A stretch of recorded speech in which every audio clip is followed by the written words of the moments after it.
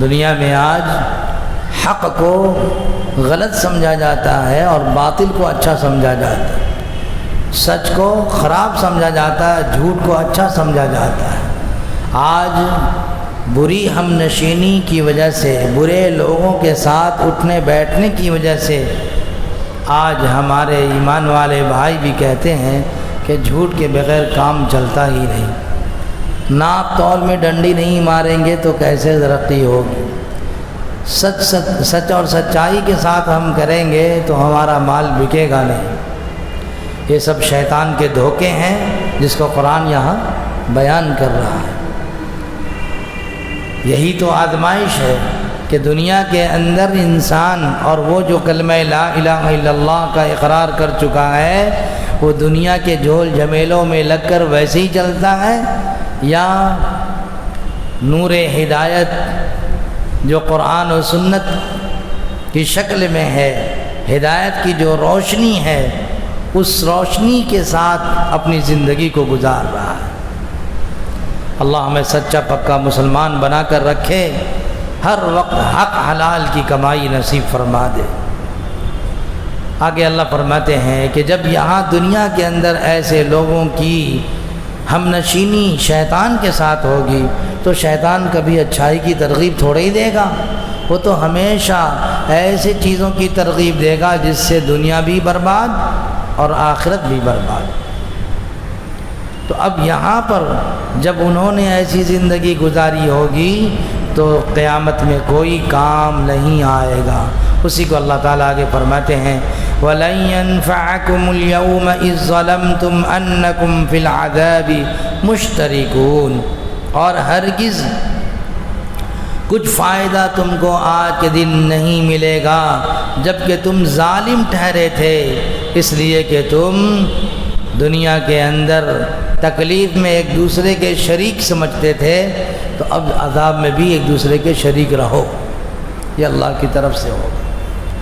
اس آیت کی دو تفسیر ہو سکتی ہے، ایک یہ کہ جب تمہارا کفر اور شرک ثابت ہو چکا ہے تو آخرت میں تمہاری یہ تمنا کچھ کام نہیں آئے گی کہ کاش یہ شیطان مجھ سے دور ہوتا۔ اس سے پہلے بات آئی نا کہ جب دیکھیں گے یہ لوگ جو شیطان کے راہ پر چلے ہوں گے وہ کہیں گے کہ ان کی وجہ سے ہم جہنم کے حقدار ہو گئے، تو وہ تمنا کریں گے کاش تمہاری ہم نشینی ہم کو دنیا میں نہیں ملی ہوتی، جس طریقے سے پورب پچھم میں دوری ہے ایسے ہی دوری تمہارے اور ہمارے درمیان ہوتی، لیکن ایسا کوئی تمنا ایسی کوئی تمنا اور کوئی ارادہ کام نہیں آئے گا۔ اللہ اکبر۔ یہ شیطان مجھ سے دور ہوتا کیونکہ اس وقت تم سب عذاب میں شریک ہوگے۔ اس صورت میں انکم فی العذاب لانکم کے معنی میں ہوں گے، اور دوسری تفسیر یہ ممکن ہے کہ وہاں پہنچنے کے بعد تمہارا اور شیطان کا عذاب میں مشترک ہونا تمہارے لیے کوئی فائدہ مند نہیں ہوگا۔ دنیا میں بے شک ایسا ہو سکتا ہے کہ ایک مصیبت میں چند آدمی شریک ہو جائیں تو ہر ایک کا غم ہلکا ہو جاتا ہے، لیکن وہاں چونکہ ہر ایک کو اپنی اپنی پڑی ہوگی اور کوئی کسی کا دکھ بانٹ نہیں سکے گا، اس لیے اشتراک سے کوئی فائدہ نہیں پہنچے گا۔ اتنی واضح آیتیں موجود ہیں قرآن کریم کی، اسی لیے بلا شرکت غیرے، چاہے کسی بھی مذہب کا ماننے والا ہو اس کو قرآن کی دعوت دی جاتی ہے کہ آؤ قرآن پڑھو، ترجمے کے ساتھ قرآن پڑھو، خود بخود تمہارے سامنے حق اور ہدایت کھل کر آ جائے گا۔ آپ دیکھیں اسی ہندوستان کے اندر ایسے لوگ بھی موجود ہیں جنہوں نے قرآن کو پڑھا اور آج وہ ایمان سے مشرف ہو گئے ہیں۔ میں نے یہ بات کئی مرتبہ نقل کیا کہ جب میں حیدرآباد میں افتاء کا کورس کر رہا تھا تو وہاں پر اخبار میں ایک صفحے میں پورا یہ آیا کہ معبود بن گیا۔ معبود کہتے ہیں جس کی عبادت کی جائے اور عابد کہتے ہیں عبادت کرنے والا، تو معبود عابد بن گیا، یعنی جس کی عبادت کی جاتی تھی، جس کی پوجا کی جاتی تھی، وہ عبادت کرنے والا بن گیا۔ تو جب پورے صفحے کو پڑھا تو معلوم ہوا کہ ایک صاحب ہیں جو سوامی آنندہ جی غالباً نام تھا، اور وہ بدھ مت کے بہت ہی بڑے رہنما تھے، یہاں تک کہ انہوں نے اسی کلکتہ شہر میں پھر دوبارہ 2006 یا 2007 میں آئے تھے، تو میں نے ان کو سنا تو انہوں نے کہا کہ میرے پورے بدن کا پانی یعنی کہ غسل کیا ہوا پانی وہ نیلام ہوتا تھا اور لاکھوں لاکھ میں بکتا، اس پانی کو لوگ تبرک سمجھ کر پیتے تھے، اور پڑھنے کے زمانے میں انہوں نے بتلایا کہ ہمیں اسلام سے نفرت دلانے کے لیے ہر طرح کی زور ہوتی تھی، ہر طرح کا زور ہوتا تھا اور ہر طرح کے حرکت استعمال کی جاتی تھی، اور اسلام مذہب ایسا ہم لوگ کے سامنے معلوم ہوتا جیسا کہ یہ بالکل ایک دم انسان کا دشمن ہو، یہ مذہب ایسے پیش کیا جاتا۔ اللہ تعالیٰ اسی کوئلے میں کندن بناتے ہیں۔ آخر وہی مکہ کے بت پرست تھے، لیکن جب ہدایت کی ہوا چلی تو وہی ایمان سے مشرف ہو گئے۔ تو جس قرآن کو دہشت گرد کا مذہب کہا جاتا تھا، اس قرآن کو پڑھنے کی چاہت پیدا ہوئی، اور جب انہوں نے قرآن ترجمے کے ساتھ پڑھا تو ایمان لائے بغیر نہیں رہ سکے۔ آپ کے اس مسجد کے اندر میرٹھ کے ایک گرجا گھر کے ایک پادری کے بیٹے جن کا نام مسٹر تھا، وہ بلال بنے، انہوں نے آ کر آپ کے اسی جگہ میں کہا تھا کہ ہمیں اسلام سے نفرت دلائی جاتی تھی، لیکن دل میں یہ تمنا پیدا ہوئی کہ ہم قرآن کو پڑھیں۔ قرآن کو جب انہوں نے پڑھا ترجمے کے ساتھ تو وہ ایمان لائے بغیر نہیں رہ سکے، اور آج وہ بلال کے نام سے جانے جاتے ہیں۔ اس وقت جو حالات موجودہ حکومت کی طرف سے ہو رہے ہیں اس میں وہ بہت ہی پریشانی میں مبتلا ہے۔ دعا فرمائیں کہ اللہ تعالیٰ ان کی پریشانیوں کو دور فرما دے اور ان کو ہر طرح کی راحت عطا فرما دے۔ تو اللہ تعالیٰ فرماتے ہیں وَلَن يَنفَعَكُمُ الْيَوْمَ إِذ ظَّلَمْتُمْ أَنَّكُمْ فِي الْعَذَابِ مُشْتَرِكُونَ، ہرگز ان کو نفع نہیں دے گی کوئی چیز آج کے دن یعنی قیامت کے دن، جبکہ وہ ظالم ٹھہر چکے تھے۔ ظاہر سی بات ہے، سب سے بڑا ظلم یہ ہے کہ اللہ اپنے پیدا کرنے والے کے خلاف کام کیا جائے۔ اللہ نے پیدا کیا، اللہ تعالیٰ فرماتے ہیں کہ آخر تم یہ بتاؤ کہ تمہارے ہاتھ پیر اعضاء جوارح آنکھ ناک کان دل دماغ اس کو پیدا کرنے اور بنانے میں میرے علاوہ کوئی شریک ہے؟ کسی نے بنایا؟ قرآن میں کہا گیا کون ہے جو ماں کی رحم مادر میں اچھی اچھی صورتیں پیدا کرتا ہے اور ایک کی شکل دوسرے سے نہیں ملتی، اور اگر شکل کسی اعتبار سے مل بھی جائے نقل و حرکت میں یا کسی بھی اعضاء جوارح میں کہیں نہ کہیں فرق ہو جائے، یہ کون کرتا ہے؟ تو اللہ فرماتے ہیں کہ تم لوگ دنیا میں یہ اللہ کے خلاف بغاوت کر کے اور ایک دوسرے کے معاملات کرتے تھے، لہذا یہاں شریک رہو۔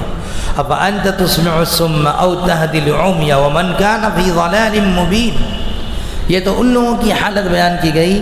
اب جناب محمد الرسول اللہ صلی اللہ علیہ وسلم کو یہ دلاسا دیا جا رہا ہے کہ اے نبی، آپ اپنے آپ کو اتنا گھلا رہے ہیں، اتنی فکر کر رہے ہیں کہ آپ کی راتوں کی نیند نہیں ہوتی، آپ بے چین ہیں، بے کل ہیں، اور یہ بے چینی کیوں ہے؟ تاکہ ہر انسان جہنم کی آگ سے بچ جائے۔ یہ اللہ کے رسول صلی اللہ علیہ وسلم کی فکر تھی۔ مارے جا رہے ہیں، حالانکہ آپ دیکھیں کہ مکہ کے اندر آپ کے ساتھ کیسی بدتمیزی ہو رہی ہے، غلاظت آپ کے بدن کے اوپر لا کر ڈال دیا جاتا ہے۔ آپ یہاں سے ایک گناہ جو ہے یہ ایک ناامید سے ہو گئے، اور پھر آپ طائف تشریف لے گئے، طائف میں جا کر لوگوں کو اللہ کی طرف بلایا، لیکن وہاں لوگوں نے اوباش قسم کے لڑکوں کو آپ کے پیچھے لگا دیا اور آپ لہو لہان ہو گئے۔ اس کے باوجود آپ صلی اللہ علیہ وسلم نے بد دعا نہیں فرمائی، لیکن انسانی تقاضے کی بنیاد پر اللہ کے رسول صلی اللہ علیہ وسلم انسانی تو تھے، لہذا ایک تکلیف ہوئی، ایک جو ہے غم ہوا، اللہ نے آپ کے غم کو دور فرمایا اور فرمایا اے نبی افانت تسمع الصم، اے نبی آپ بہروں کو سنا نہیں سکتے؟ جو بہرے ہیں اس کے سامنے اب جتنے کہتے رہیں تو یہ جو دین حق سے ہٹے ہوئے ان کی مثال بہرے کی ہے، یہ بہرے ہو گئے ہیں۔ او تہدی العمی، اور اندھے کو آپ راہ نہیں دکھا سکتے، اندھے کو آپ راہ نہیں دکھا سکتے۔ ومن کان فی ضلال مبین، اور جو کھلی ہوئی گمراہی میں ہیں ان کو آپ راہیاب نہیں کر سکتے۔ یعنی آپ یہ فکر نہ کیجئے اتنی کہ اپنے آپ کو بھلا لیجئے۔ آگے اللہ تعالیٰ نے فرمایا فَإِمَّا نَذْهَبَنَّ بِكَ فَإِنَّا مِنْهُمْ مُنْتَقِمُونَ، فَإِمَّا نَذْهَبَنَّ بِكَ، اور اگر ہم آپ کو یہاں سے لے جائیں ان میں سے تو ہم ان سے بدلہ لینے کے لیے کافی ہیں۔ اللہ کے رسول صلی اللہ علیہ وسلم کی سیرت کو اٹھا کر دیکھیے، بچپن سے لے کر جوانی، جوانی سے لے کر رسول اللہ صلی اللہ علیہ وسلم یعنی نبی بنائے جانے تک، اور نبی بنانے کے بعد سے لے کر مکی زندگی تک، اور مکی زندگی کے بعد ہجرت کا معاملہ، ہجرت کا واقعہ، اور پھر اس کے بعد مدنی زندگی آپ دیکھیں کیا فکر تھی۔ اس لیے ہمیشہ سیرت کی کتاب کو پڑھتے رہنا چاہیے۔ سیرت سے ہمیں بہت روشنی ملتی ہے، رہنمائی ملتی ہے۔ جس جس زمانے میں ہم ہوں، حالات جتنے بگڑ جائیں، الحمدللہ ثم الحمدللہ ہمارے لیے اسلام کے اندر رہنمائی موجود ہے۔ یہ معاملہ آیا کرونا کا، پوری انسانیت پریشان، لیکن الحمدللہ ہمارے لیے قرآن کے اندر رہنمائی موجود تھی، رسول اللہ صلی اللہ علیہ وسلم کے ہدایات میں ہمارے لیے راہ عمل موجود تھا۔ ہمیں نا امیدی سے کہ جب اللہ تعالیٰ کے پاس جانے کا وقت آ گیا ہوگا، دنیا کی کوئی طاقت ہمیں نہیں بچائے گی، اور جب اگر وقت نہیں آئے گا دنیا کی کوئی طاقت ہم کو مار نہیں سکتی ہے۔ یہ عقیدہ الحمدللہ ہمارا ہے، الحمدللہ ہمارے سارے کام ہوتے رہے۔ ہاں، وقت کے تقاضے کی بنیاد پر شریعت مطہرہ کی روشنی میں ہم نے ڈسٹینس بھی کیا، ہم نے ماسک بھی لگائے، ساری چیزیں کی، کیونکہ ہمارے علماء نے اس کی طرف فرمایا کہ صحت ضروری ہے۔ اگر ایک ماہر ڈاکٹر یہ کہتا ہے کہ اس میں آپ کے جان کی حفاظت ہے، آپ کے صحت کی حفاظت ہے، تو اس کو کر لینے میں کوئی مضائقہ نہیں ہے۔ ہم نے فاصلے کیے، کیونکہ فاصلہ یہ جس طریقے سے نماز کے اندر فرائض ہیں، فرائض کیا کیا ہیں؟ 14 فرائض ہیں بھائی۔ ان فرائض میں کہیں یہ نہیں ہے کہ آپ بالکل مل کر کھڑے ہوں، سنت ہے لیکن وہ فرض نہیں ہے۔ فرض کا درجہ فرض کا فرضیت کے ساتھ رہے گا، سنت کا سنت کے ساتھ رہے گا۔ تو ہماری نماز فاصلے سے بھی ہو جاتی تھی، اس لیے ہم نے اس کو وقتی طور پر، ہمیشہ کے لیے نہیں، وقتی طور پر ہم نے اس کو برداشت کر لیا۔ بہت سے لوگوں کا اختلاف ہوا، لیکن جب ان کو بات سمجھ میں آئی تو سمجھ گئے وہ۔ تو الغرض یہ کہ اسلام میں ہر زمانے کے لیے رہنمائی موجود ہے، کیونکہ یہ دین، یہ مذہب، یہ قرآن قیامت تک کے لیے ہے، یہ ہمارا عقیدہ ہے۔ تو اللہ کے رسول صلی اللہ علیہ وسلم کو یہ دلاسا دیا گیا کہ آپ یہ فکر نہ کیجئے، آپ اپنے کام میں لگے رہیے، اور آپ جب اللہ کے کام میں لگے رہیں گے اللہ تعالیٰ آپ کا ان سے بدلہ لے لیں گے۔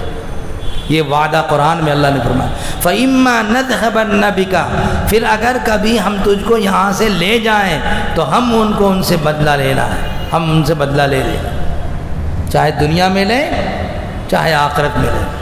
اب بولیے ہمیں نا امید ہونا ہے؟ اللہ تعالیٰ نے قرآن کریم میں فرما دیا ان مالداروں دنیا داروں کی طرف آنکھ اٹھا کر نہ دیکھو، ہم تمہارے رزق کا سامان کریں گے۔ آج اگر ہمارا ایمان والا بھائی اپنے کاروبار کا رونا روتا ہے یا اور چیز کا رونا روتا ہے، وہ صرف اس لیے کہ اس کی جو چودراہٹ ہے، اس کے جو آرام اور راحت جو دنیاوی ڈھاٹ باٹ کے ساتھ ہے، اور وہ ذرا بھی اپنے مشقت اور تکلیف کو برداشت نہیں کرنا چاہتا ہے، اس میں کمی آ رہی ہے۔ نہ اس نے کھانے میں کمی ہے، کھانا تو آپ کو جناب حضور صلی اللہ علیہ وسلم کی زندگی دیکھیے، پیٹ پر پتھر باندھے ہوئے ہیں اور جنگ کے لیے میدان جنگ میں ساز و سامان کر رہے ہیں۔ ایسی محنت، ایسی مشقت آج کا مومن کر رہا ہے، آج کا ایمان والا کر رہا ہے۔ ہمارا جو اسٹیٹس ہے اس میں جو کمی آ گئی ہے اس لاک ڈاؤن کی وجہ سے، اس سے ہم پریشان ہیں۔ ہمارے لیے بتا دیا گیا آپ نماز پڑھیے، وَأَمُرْ أَهْلَكَ بِالصَّلَاةِ وَاصْطَبِرْ عَلَيْهَا، آپ نماز پڑھیے اور لوگوں کو نماز کا حکم دیجئے۔ لَا نَسْأَلُكَ رِزْقًا، ہم آپ سے رزق طلب نہیں کرتے، نحن نرزقك، اللہ فرماتے ہیں ہم رزق دیں گے۔ وَالْعَاقِبَةُ لِلتَّقْوَىٰ، اور بہترین انجام تقوی اور پرہیزگاری اختیار کرنے والوں کا۔ الحمدللہ اس لاک ڈاؤن میں لوگوں کا یہ تأثر ہے کہ جتنی قربانیاں اس لاک ڈاؤن کے وقت میں ہوئی ہیں اس سے پہلے نہیں ہوئی۔ الحمدللہ کہاں سے آگے لوگ؟ یہ جذبہ ایمانی ہے کہ جو لوگ کل تک قربانی نہیں کر رہے تھے ان کو فکر ہو گئی، انہوں نے بھی قربانی کی۔ جذبہ ایمان کا ابھر آیا، اس سے بڑھ کر اور کیا فائدہ ہوگا؟ تو اللہ کا کرم ہے، ہمیں نا امید نہیں ہونے کی ضرورت ہے۔ آگے اللہ فرماتے ہیں او نرینک الذی وعدناہم فإنا علیہم مقتدرون، یا تو ہم قیامت میں ان کو ان سے انتقام لیں گے، یعنی ان کی نافرمانی خدا اور رسول کرنے کی وجہ سے جہنم میں ڈالیں گے، یا نہیں تو ہم آپ کو دکھا دیں گے۔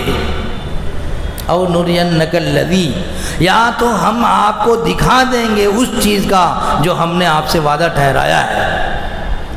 فإنا علیہم مقتدرون، یقیناً ہم یہ سب کے سب ہمارے بس میں ہیں، ہم ان پر قادر ہیں، ہم قدرت رکھتے ہیں۔ اللہ کی قدرت کے آگے کسی کی قدرت ہے؟ یہی دنیا والوں کے آپ لے لیجئے کہ جناب کرونا وائرس کا معاملہ آیا، ایک چھوٹا سا کیڑا کیسا حشر برپا کر دیا کہ جان کے لالے پڑ گئے۔ اللہ نے دکھا دیا کہ اگر تم یہ کہتے ہو کہ ایسے معاملات آتے ہیں تو دیکھو ہم ایک چھوٹے سے کیڑے سے بھی کام لینا جانتے ہیں۔ جب اللہ تبارک و تعالیٰ نے ایک مکھی سے وقت کے ظالم بادشاہ کا کام تمام کر سکتے ہیں تو پھر اللہ جب چاہے جیسے چاہے، اللہ کی قدرت دیکھ لیجئے۔ اللہ تعالیٰ نے دکھایا نہیں دکھایا؟ جب حضور صلی اللہ علیہ وسلم مدینہ گئے اور ان کو اپنی طاقت پر، اپنے زور پر، اپنے جتھے پر بہت ناز تھا، مکہ والوں کو پورا جتھا لے کر گئے۔ جنگ بدر میں کیا ہوا؟ ایک طرف 1000 کی تعداد اور ایک طرف 313، وہ بھی نہتے۔ غلبہ کس کو ملا؟ اللہ تعالیٰ نے 313 کو غلبہ دیا۔ تو اللہ نے فرمایا ہم دکھا دیں گے آپ کو جو ہم آپ سے وعدہ کرتے۔ ہم سے صرف یہ مطالبہ ہے کہ ہم ایمان پر جمے رہیں، ہمارے پاس تیر و تفنگ نہ ہو، ہمارے پاس دنیا کے اسباب نہ ہوں، انشاءاللہ ایمان پر ہم جمے رہیں گے تو وہی کام آ جائے گا۔